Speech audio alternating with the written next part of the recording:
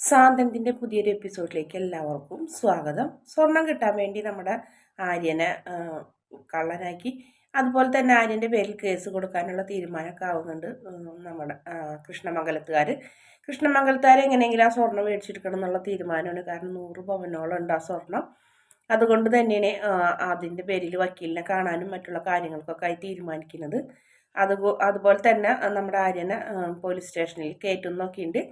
ഈ സ്വർണം കിട്ടിയാലേ അവരടങ്ങും എന്നുള്ള കാര്യം. അവർക്ക് മിത്രന് വേണ്ട സ്വർണം വേണം, അത് നിർബന്ധമായ കാര്യമാണ്. അത് ആ മിത്ര അറിഞ്ഞിട്ട് അതിന് ശേഷമാണ് നമ്മുടെ അലോക് ആര്യനെ അടിക്കുന്നതും. അതുകൊണ്ട് തന്നെ മിഥുൻ അന്വേഷിച്ച് മിത്ര പുറപ്പെടുന്നുണ്ട്. കൂട്ടുകാരിയുടെ സഹായത്തോടെ മിഥുൻ താമസിക്കുന്ന വീട്, മിഥുൻ പറഞ്ഞൊരു ഉദ്ദേശം വെച്ചിട്ട് മിഥുൻ്റെ വീട്ടിലേക്ക് മിത്ര പോയിട്ടൊന്നുമില്ല. അങ്ങനത്തെ ബന്ധമൊന്നും മിത്രയ്ക്ക് മിഥുനായിട്ടില്ല. എന്നാലും മിഥുൻ്റെ വീട്ടിലേക്ക് പോകുന്നുണ്ട് മിത്ര. അവിടെ ചെല്ലുമ്പോൾ കാണുന്ന കാഴ്ച വീട് പൂട്ടിയൊക്കെ ഇട്ടേക്കണ്. തൊട്ടടുത്ത ആൾക്കാരോട് ചോദിച്ചപ്പോഴാണ് അവനിവിടെ ഇല്ല എന്ന് പറഞ്ഞത്. അങ്ങനെ മിഥുൻ്റെ ഒരു കൂട്ടുകാരൻ മിത്രയുടെ കൂടെ പോയ പെൺകുട്ടിയുടെ ഫ്രണ്ട് ആയതുകൊണ്ട് അയാളെ വിളിക്കുന്നുണ്ട് മിത്ര. അയാളെ വിളിച്ച് കാര്യങ്ങളൊക്കെ അന്വേഷിക്കും. ഒന്ന് ഇവിടം വരെയും വരുമോ എന്നൊക്കെ ചോദിച്ച് ഇങ്ങനെ കെഞ്ചി കരയിന്. അങ്ങനെ ആ ചെക്കൻ അവിടേക്ക് വരുന്നുണ്ട്. അവരടുത്തേക്ക് വരുമ്പോൾ എന്താ സംഭവം എന്നൊക്കെ ചോദിക്കുമ്പോൾ സംഭവിച്ച കാര്യങ്ങളൊന്നും പറയില്ല. എനിക്ക് നിർബന്ധമായിട്ട് മിഥുന് അത്യാവശ്യമാണ് കാണണം എന്ന് പറയും. അങ്ങനെ പറയുമ്പോൾ അവർ പറയുന്നുണ്ട്, മിഥുൻ ഇവിടെ ഇല്ലല്ലോ, മിഥുൻ ബാംഗ്ലൂർക്ക് പോയി എന്ന് പറയും. ബാംഗ്ലൂർക്ക് പോകുമെന്ന് ചോദിച്ച് മിത്ര പൊട്ടിക്കരയാണ് ചെയ്യുന്നത്. അതെ, ബാംഗ്ലൂർക്കാണ് പോയിട്ടുള്ളത് അവൻ. ഇനി അവൻ എന്താണെന്ന് വെച്ചാൽ പറയുന്നപ്പോൾ എന്നെ ഒരു പെങ്ങളെപ്പോലെ കണ്ട് സഹായിക്കണം, എന്നെ അവനൊന്ന് കണ്ടുപിടിക്കണം എന്നൊക്കെ പറയുമ്പോൾ മിത്രയുടെ കഴുത്തിലാണെങ്കിൽ താലിയൊക്കെ കണ്ടപ്പോൾ ഇതും കിട്ടിയിരുന്നെന്ന് ആ പയ്യൻ വിചാരിച്ചത്. എന്തായാലും നമുക്ക് അവൻ്റെ ഒരു കൂട്ടുകാരൻ ഇവിടെ അടുത്തുണ്ട്, അവിടേക്ക് പോകാമെന്ന് പറയും. അങ്ങനെ മിഥുൻ്റെ കൂട്ടുകാരനെ അന്വേഷിച്ച് ഇവർ 3 പേരും കൂടെ പോകും. അവരുടെ വീടിൻ്റെ അവിടേക്ക് ചെല്ലുമ്പോൾ അവരുടെ വീട്ടിലേക്ക് ചെല്ലുമ്പോൾ കാണുന്നത് അവരെ പുറത്ത് ഫോൺ വിളിച്ച് കഴിഞ്ഞിട്ട് അയാളെ പുറത്തേക്ക് വരുത്തുന്നുണ്ട്. അപ്പോൾ പറയും മിഥുനെ കാണാൻ വേണ്ടി വന്നാണ് മിഥുൻ്റെ ഫ്രണ്ട് എന്നൊക്കെ പറയും. പറയും മിഥുനോട് ഇല്ലല്ലോ, അവൻ പോയി ദുബായിക്ക് പോയി എന്ന് പറയും. ദുബായിക്കോ എന്ന് ചോദിച്ച് മിത്ര അവിടെ നിന്ന് പൊട്ടിക്കരയും മാത്രമല്ല തലയൊക്കെ കറങ്ങി ഇങ്ങനെ വീഴാനൊക്കെ പോകുന്നുണ്ട്. കൂട്ടുകാരി പിടിച്ചത് കൊണ്ട് മാത്രം വേണ്ടി ഇനി സമാധാനപ്പെടും, ഇനി നീ ദുബായിലേക്കും പോകണോ നിനക്കെന്നൊക്കെ ചോദിച്ച് ആ പെൺകുട്ടി വഴക്കൊക്കെ പറയുന്നുണ്ട്. എനിക്ക് എങ്ങനെയെങ്കിലും അവനെ കാണണം, ഇനി എന്ത് ചെയ്യാനെ കാണുന്ന പറഞ്ഞപ്പോൾ ഇനി ഒരു നിവർത്തിയില്ല, മിഥുൻ പോയിട്ടുള്ളൂ എന്ന് പറയും. എന്താ സംഭവം എന്താണെന്ന് പറയുമ്പോൾ പറയുന്നുണ്ട്. അങ്ങനെ ഇനി പറയാം, എൻ്റെ സ്വർണം മിഥുൻ എന്നെ വഞ്ചിച്ച് എൻ്റെ സ്വർണ്ണമായി കടന്നു കളഞ്ഞെന്ന് പറയുമ്പോൾ ആ കൂട്ടുകാരെങ്ങനെ ഞെട്ടാണ്. മിഥുനോ എന്ന് ചോദിക്കും. അതെ, എന്നെ സ്നേഹിച്ച് പറ്റിച്ച് എൻ്റെ വീട്ടിൽ നിന്നും കല്യാണ തലേദിവസം എന്നെ വിളിച്ചിറക്കി കൊണ്ടുപോയി ഗുരുവായൂർ അമ്പലത്തിൽ കൊണ്ടുപോയി നടു റോട്ടിൽ തള്ളി എൻ്റെ സ്വർണ്ണമായിട്ട് കടന്നു കളഞ്ഞതെന്ന് പറഞ്ഞു കഴിഞ്ഞിട്ട് മിത്ര പൊട്ടിക്കരയും. അങ്ങനെ അവർ പറയുന്നുണ്ട് ഇനി ഒരു രക്ഷയില്ല, കാണാൻ പറ്റില്ല, അവരെന്തായാലും ബാംഗ്ലൂർക്കല്ല ദുബായിക്ക് ഇനി പോയിട്ടുള്ളതെന്ന് പറയുമ്പോൾ ഇനി എന്ത് ചെയ്യും നിങ്ങളെന്ന് ചോദിക്കുമ്പോൾ അറിയില്ല എന്ന് പറയും.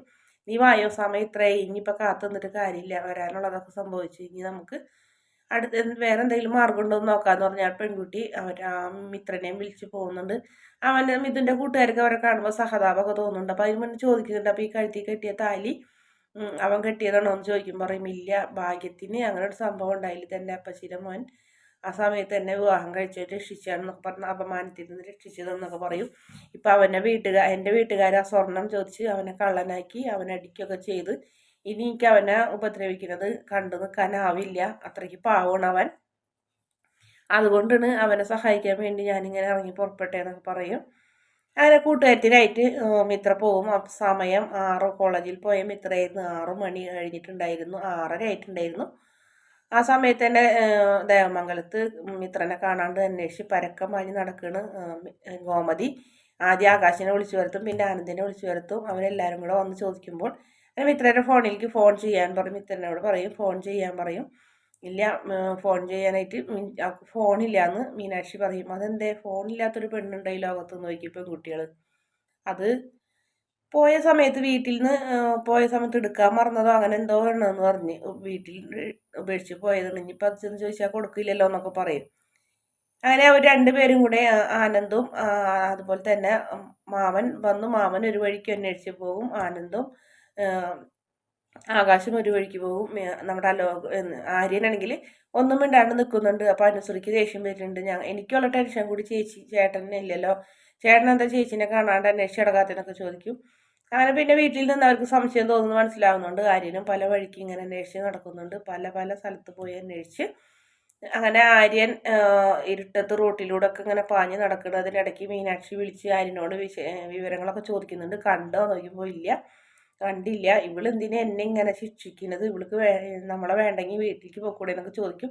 ഗോമതിക്കാണെങ്കിൽ ടെൻഷൻ പോയി എന്ന് വിചാരിച്ചിട്ടാണ് വീട്ടിലേക്ക് പോയിട്ടുണ്ടാവും എന്ന് വിചാരിച്ചു. വീട്ടിൽ പോയി അന്വേഷിക്കുന്നുണ്ട് നമ്മുടെ മാമൻ, പക്ഷെ വീട്ടിലും ഇല്ല. ആ സമയത്ത് നമ്മുടെ ബാലൻ വരുന്നുണ്ട്. ബാലൻ വന്ന് ചോദിക്കുന്നുണ്ട്, എന്താ എല്ലാവരും കടയിൽ നിന്ന് എന്താ ഇങ്ങോട്ട് പോകുന്നത്, കടയിൽ 100,000 കാര്യങ്ങളിൽ എന്നൊക്കെ ചോദിക്കുമ്പോൾ നമ്മുടെ ഗോമതി പറയും, മിത്രനെ കാണാനില്ല, കോളേജിലേക്ക് പോയിട്ട് നേരായിട്ട് വന്നിട്ടില്ല എന്ന് പറയുമ്പോൾ ബാലൻ ശരിക്കും ഞെട്ടുന്നുണ്ട്. പക്ഷെ അത് പുറത്ത് കാണിക്കുന്നില്ല. അങ്ങനെ മിണ്ടാണ്ട് തന്നെ നിൽക്കും. ആ സമയത്ത് ആര്യൻ ബസ് സ്റ്റാൻഡിൻ്റെ അടുത്തേക്ക് പോകുമ്പോഴായിരിക്കും ബസ്സിൽ നിന്ന് മിത്രയുടെ കൂട്ടുകാരി ഇറങ്ങണത്. പിന്നെ മിത്ര ഇറങ്ങും. മിത്രനെ കാണുമ്പോൾ തന്നെ ആര്യനെ അങ്ങോട്ട് ദേഷ്യം സഹിക്കാൻ പറ്റുന്നുണ്ടായിരുന്നില്ല. ആ കൂട്ടുകാരിയാണ് മിത്രയ്ക്ക് ആര്യനെ കാണിച്ചു കൊടുക്കുന്നത്. ദേ നിൽക്കണ ആരും നോക്കിയെന്ന് പറയും. ഞാൻ അവിടെ ചെല്ലുമ്പോൾ ആരും ചോദിക്കും, നീ എവിടെ പോയതണ്ടി, നിനക്ക് ചോദിക്കാനും പറയാനും ആളില്ലാന്ന് ചോദിച്ചിട്ടുണ്ടോ, കോളേജിൽ പോയിട്ട് വരുന്ന വഴിയാണെന്നൊക്കെ ചോദിക്കും. ഈ നേരം വരെ നീ എന്തൊക്കെ ഫ്രണ്ട്സിൻ്റെ വീട്ടിലൊക്കെ പോകണമെങ്കിൽ പറഞ്ഞിട്ട് പോകൂടി എന്നൊക്കെ ചോദിച്ചു വല്ലാത്ത ദേഷ്യപ്പെടുന്നുണ്ട് നമ്മുടെ ആര്യൻ.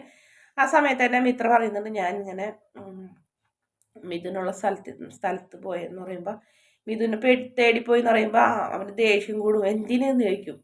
നിനക്ക് ഇനിയും അവനിൽ നിന്ന് മതിയായിട്ടില്ലേന്ന് ചോദിക്കും. കിട്ടിയതൊന്നും പോരെന്ന് ചോദിക്കുമ്പോൾ അല്ല, ഞാൻ ആ സ്വർണ്ണങ്ങൾ മടങ്ങി കിട്ടുമെന്ന് വിചാരിച്ചിട്ട് അവൻ്റെ നിന്ന് ആ സ്വർണ്ണങ്ങൾ മേടിക്കാൻ പോയതാണ്. എന്നിട്ട് എവിടെ അടുത്ത ബസ്സിൽ വരുന്നുണ്ടോ ബാഗിൽ സ്വർണ്ണമൊക്കെ ആയിട്ടൊന്ന് ചോദിക്കും. നിങ്ങളുടെ കയ്യിൽ കാണില്ലല്ലോ എന്നൊക്കെ പറഞ്ഞ് ആരും പരിഹസിക്കും.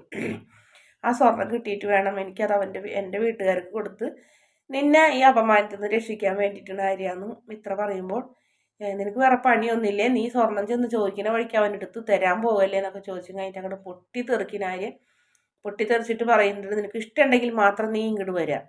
അതായത് ഇത്രയും നീ കാരണം നിന്നോട് ഞാൻ ഒരുപാട് തവണ പറഞ്ഞിട്ടുണ്ട് അവൻ പൊട്ടന് അവൻ കൊള്ളില്ലാത്താണെന്ന്. നീ അതൊന്നും വിശ്വസിച്ചില്ല. എന്നിട്ടിപ്പം നീ കാരണം എൻ്റെ ജീവിതം നശിച്ച്, നിൻ്റെ ജീവിതം നശിച്ച്, എൻ്റെ ജീവിതം നശിച്ച്. ഇനി ഒരൊറ്റ കാര്യം കൂടെ എനിക്ക് പറയാനുള്ളൂ, ഞാൻ എൻ്റെ വീട്ടുകാരെ ഇനി വേദനിപ്പിക്കാൻ പറ്റൂല. അങ്ങനെ ഉണ്ടെങ്കിൽ മാത്രം നീ വേദനിപ്പിക്കൂല എന്നുണ്ടെങ്കിൽ മാത്രം നീ എൻ്റെ കൂടെ വന്നാൽ മതി. അല്ലാന്നുണ്ടെങ്കിൽ നീ നിൻ്റെ വീട്ടിലേക്ക് പോ, ഞാൻ എൻ്റെ വീട്ടിലേക്കും പോകാം. ഇതെങ്ങനെ എൻ്റെ മുന്നിലൊരു വഴിയുള്ളൂ എന്ന് പറയും. പറ്റുമെന്നുണ്ടെങ്കിൽ മാത്രം എൻ്റെ കൂടെ വന്നാൽ മതി എന്ന് പറയുമ്പോൾ അങ്ങനെ പറഞ്ഞ ആര്യൻ മിത്രനെ കൂട്ടാണ്ട് ഇങ്ങനെ തിരിഞ്ഞടക്കുമ്പോൾ എന്തായാലും അവളെ വീട്ടിലേക്ക് പോയിട്ട് കാര്യമില്ല, അവളെ വീട്ടിലവളൊക്കെ സ്വീകരിക്കില്ല എന്നറിയുന്നത് കൊണ്ട് തന്നെ ആര്യൻ പോയ വഴി കൂടെ എന്നെ മിത്ര ആര്യൻ്റെ പിന്നാലെ പോകുന്നുണ്ട്. ആര്യൻ ഒന്നും വേണ്ടിയില്ല ദേഷ്യപ്പെട്ടിട്ട് പോകുന്നത്. മിത്ര ആര്യൻ്റെ പിന്നാലെ പോകുന്നുണ്ട്. വീഡിയോ ഇഷ്ടപ്പെടുകയാണെങ്കിൽ ചാനലൊന്ന് സബ്സ്ക്രൈബ് ചെയ്ത് സപ്പോർട്ട് ചെയ്യണേ.